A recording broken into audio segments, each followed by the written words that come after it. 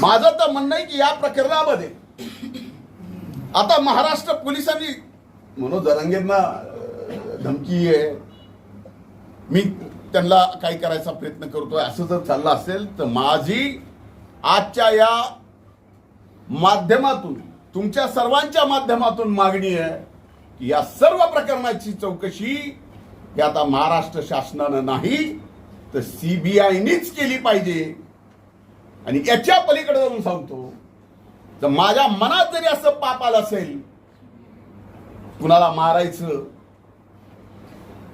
कुणाला थापड मारायची, की आणखीन कुणाला काही करायचं, तर माझी ब्रेन मॅपिंग करा.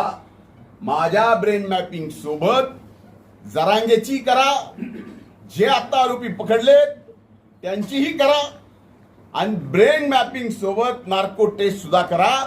कोर्टाची अडचण येत असेल तर मी स्वतः वकील लावून आरोपीची, जरांगेची आणि माझी कोर्टाकडून परवानगी घेऊन या ठिकाणी ब्रेन मॅपिंग आणि नार्कोची टेस्ट एकदा करू, म्हणजे लक्षात येईल खरं काय खोटं काय.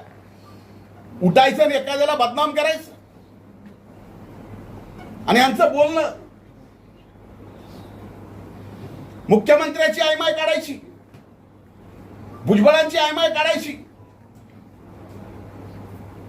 आमची तर जपच आहे. पंकजा ताईला काय नाही ते बोलायचं, घरात इंग्रज आले होते, ही बोलायची पद्धत आहे का पुरुषाची?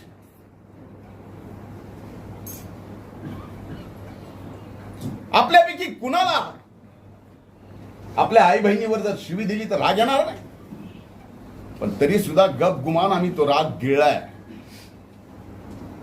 का तो हो, आम्हाला सुद्धा वाटतं की मराठा समाजाला आरक्षण दिलं गेलं पाहिजे, पण ते ओबीसीच्या आरक्षणाला धक्का न लागता.